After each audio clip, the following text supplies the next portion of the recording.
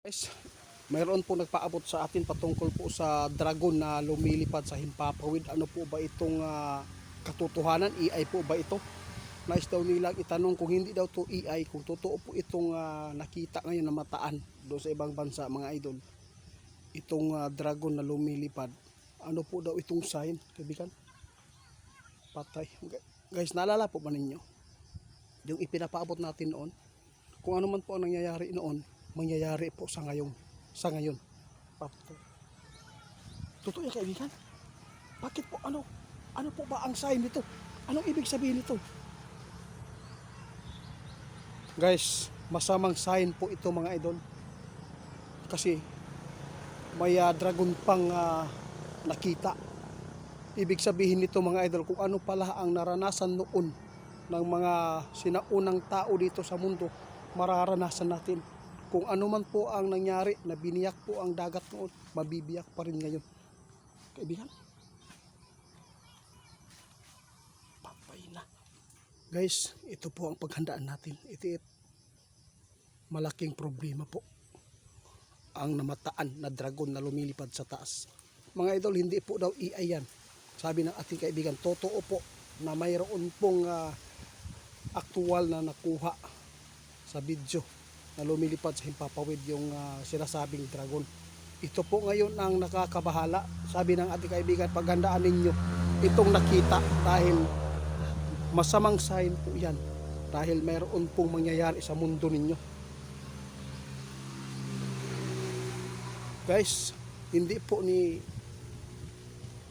alam ni kaibigan, hindi po niya masasabi kung anong mangyayari sa mundo natin. Basta kadalasan ang nangyayari ngayon, parang yun din po ang nakita ng ating kaibigan, mas malala pa. Oo nga, grabe guys, hindi ako makapaniwala, may dragon pa pala ngayon na namataan, may lumilipad. Grabe mga idol, ito po ngayon ang tandaan ninyo kung ano po ang nangyayari noon dahil mangyayari sa ngayon.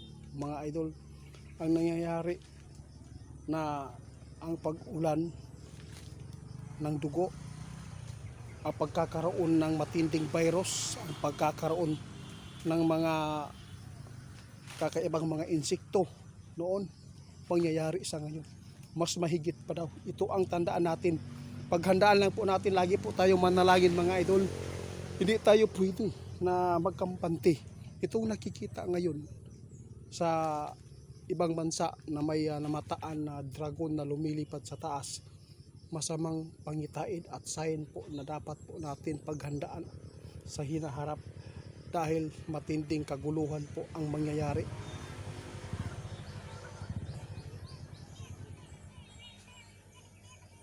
Grabe mga idol. Ito po ang sinabi din nyo, mga idol. Ang kaguluhan na nangyayari ngayon, posibleng lalala pa. Alam po, masama po ang dragon, mga idol, dahil ang mga sign po yan, no, mainit. No?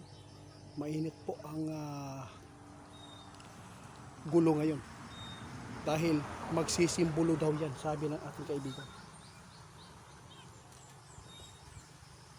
Di ba nagbubugas sila ng apoy, kaibigan?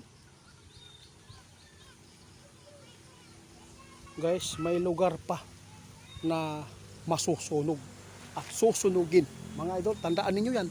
Sinabi ng ating kaibigan, itong sign na to ay hindi po maganda dahil mayroon pong mapapabalita na may isang lugar at may mga lugar na grabe po ang pangyayaring magaganap dyan.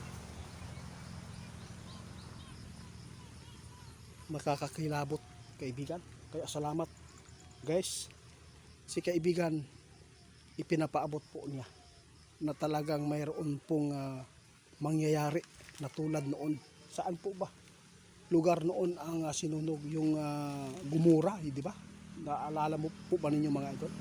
Sabi ng ating kaibigan, itong sign ngayon nakikita na may dragon, kung totoo ito, mga idol, no? Kung hindi po ito biro ng nag-post o nagpaabot sa social media, talagang masama po ito, mga idol. Diyos ko, guys, yun lang. Kaya hanggang sa susunod, kung ano man po, ano po ibigan?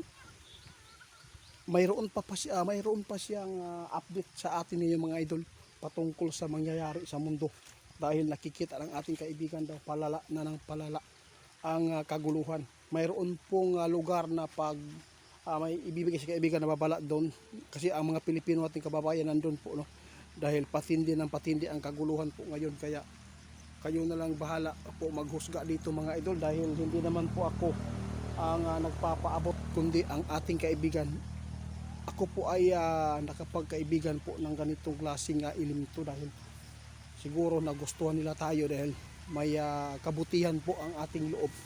Yun mga idol, tandaan ninyo mga idol, itong ipinababot sa atin, yung ipinabot sa atin kung ano po ang mangyayari ngayon, mangyayari pa rin yan sa susunod na henerasyon.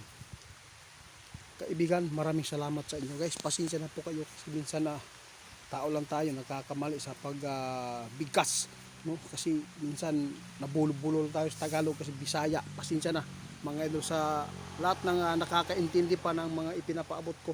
Maraming